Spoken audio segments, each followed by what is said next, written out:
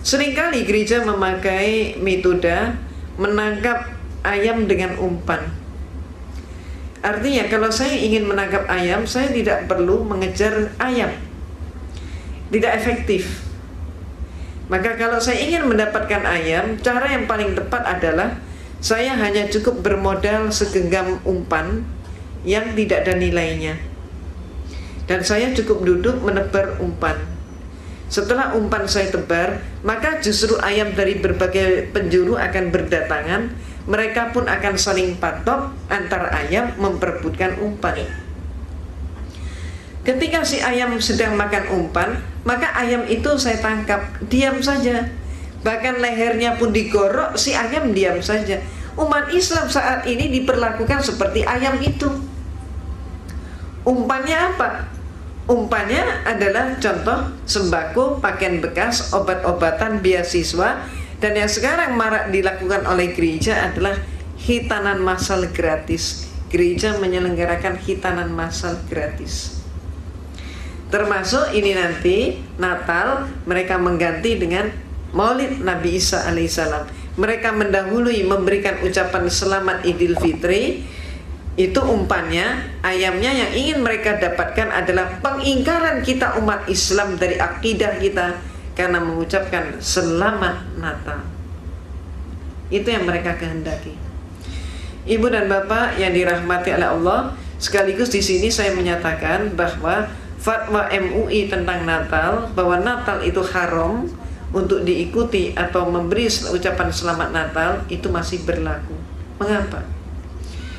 Karena umat Islam ketika mengucapkan selamat Natal berarti dia mengucapkan selamat atas lahirnya Tuhan Yesus. Ini bertentangan dengan akidah kita. Kemudian ada dari kelompok Islam jaringan liberal yang mengatakan semua agama sama. Dia mengatakan kami tidak memperingati Yesus sebagai Tuhan, tapi memperingati lahirnya Nabi Isa alaihissalam. Nah, terhadap pendapat yang kedua ini, mereka pendapat kedua ini juga terjerumus. Kenapa? Karena Yesus atau Nabi Isa alaihissalam bagi kita, beliau tidak dilahirkan tanggal 25 Desember. Dan yang lahir pada tanggal 25 Desember adalah justru Dewa Matahari. Jadi siapa yang memperingati Natal berarti juga memperingati lahirnya Dewa Matahari. Ini pun merupakan perbuatan syirik. Ibu dan Bapak yang dirahmati oleh Allah, itulah sebabnya saya bawakan contoh buku yang saya tulis. Buku ini judulnya adalah Perayaan Natal 25 Desember Antara Dogma dan Toleransi. Buku ini mengupas habis Natal itu apa, sejarahnya apa, kemudian kenapa pakai pohon cemara. Padahal seluruh Palestina, Bapak dan Ibu tahu nggak ada pohon cemara yang hidup di sana. Lah Yesus lahirnya di mana? Di Palestina, di Bethlehem. Bethlehem nggak ada pohon cemara sampai hari ini. Nah lalu kenapa pakai pohon cemara? Ada alasan apa? Ini adalah masalah kepentingan politik Romawi untuk menjajah Jerman saat itu. Kemudian kenapa Yesus dikatakan lahir 25 Desember? Padahal Bible tidak berbicara begitu. Baru mulai abad ke-5 mereka merayakan Natal. Mengapa? Kembali lagi alasan politik. Saat itu rakyat Romawi tidak mau masuk dalam agama Katolik, sedangkan kaisarnya sudah masuk Katolik. Maka kenapa dicari sebabnya? Orang Romawi kenapa tidak mau masuk agama Katolik? Karena mereka takut kehilangan pesta pora yang sudah menjadi pesta rakyat tiap tanggal 25 Desember dalam rangka memperingati kelahiran Dewa Matahari. Pesta itu demikian meriah. Laki, perempuan, tua, muda, besar, kecil keluar dari rumah, bawa makanan, bawa minuman, bawa alat musik. Mereka nari, nyanyi sampai mabuk, sampai teler sepanjang malam sampai pagi. Ketika kemudian mereka disuruh pindah agama, diinstruksikan oleh kaisarnya begitu, mereka nggak mau, takut kalau pesta itu hilang. Disinilah pinternya gereja dan pinternya kaisar. Kemudian diumumkan oleh Konstantin, kamu semua nggak perlu khawatir, pesta 25 Desember akan tetap berlangsung karena Yesus itu lahirnya pada tanggal 25 Desember.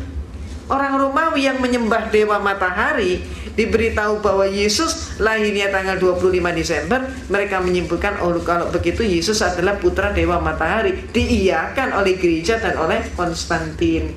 Maka sejak saat itulah semua atribut Dewa Matahari disebut sebagai atribut Yesus. Itu sebabnya maka salib itu di tengahnya orangnya selalu memakai lingkaran. Ini simbol apa? Matahari. Demikian pula kemudian orang-orang patung-patung pada bagian kepala juga pakai lingkaran. Ini simbol apa? Simbol matahari. Nah, sekarang terjadi yang sebaliknya. Pada periode yang lalu, gereja gencar sekali mengajak umat Islam untuk mengadakan dialog, diskusi, ataupun juga dengan seminar.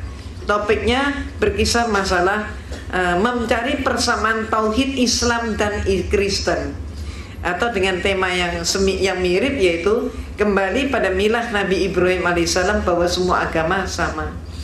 Mereka menanamkan pengaruhnya kepada tokoh-tokoh kita bahwa semua agama sama. Akibatnya apa? Akibatnya ada tokoh-tokoh yang terpengaruh sampai di Indonesia lahirlah yang disebut jaringan Islam liberal dengan konsep semua agama sama. Nah, ketika umat Islam sudah mengikuti konsep tersebut sebagian ini, maka orang Kristen mereka tidak berhenti di situ, mereka sekarang maju lagi. Jadi sekarang Kristen itu gereja seluruhnya bahkan di dunia menyatakan tidak sama antara Islam dan Kristen. Lebih lanjut mereka mengurai tidak sama antara Allahnya Islam dan Tuhannya Kristen. Dan mereka mengatakan Allahnya Islam itu adalah Allah yang tidak bisa dipegang dan tidak bisa dipercaya. Tuhannya Kristen adalah Tuhan cinta kasih. Allah itu siapa? Kata mereka berdasarkan antara lain buku yang ditulis oleh seorang direktur Institut Teologi di Amerika, namanya adalah Robert Morey. Bukunya ini Islamic Invasion. Buku ini lebih kejam daripada buku The Satanic Verses yang ditulis oleh Salman Rushdie. Ini lebih kejam, lebih kasar. Dan buku ini sekarang sudah menjadi panduan pendeta dan penginjil di seluruh dunia. Ini hanya kulitnya yang berbahasa Inggris, dalamnya sudah berbahasa Indonesia. Dan buku ini sekarang diproduksi massal secara besar-besaran. Dan karena dipikir oleh mereka kita umat Islam masih diam, maka buku ini pun berlanjut. Bahkan mereka memakai komik-komik, dan komiknya setiap ibu bapak bisa mengaksesnya lewat internet. Pernah baca? Ada yang pernah baca? Nah, seperti ini. Ini komik yang timbul akibat daripada buku Islamic Invasion karya Robert Morey. Dan yang paling menyakitkan di sini adalah suatu gambar di mana ada orang berpenampilan pakaian Arab, laki-laki sedang sujud menyembah dikelilingi oleh api. Siapa yang dimaksudkan dengan laki-laki yang sujud menyembah dikelilingi api?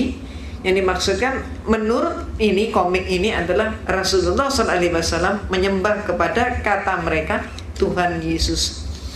Maka dikatakan Yesus Kristus akan menghakimi setiap orang, dan pada hari itu juga Muhammad akan sujud menyembah dan berkata, Yesus Kristuslah Tuhan.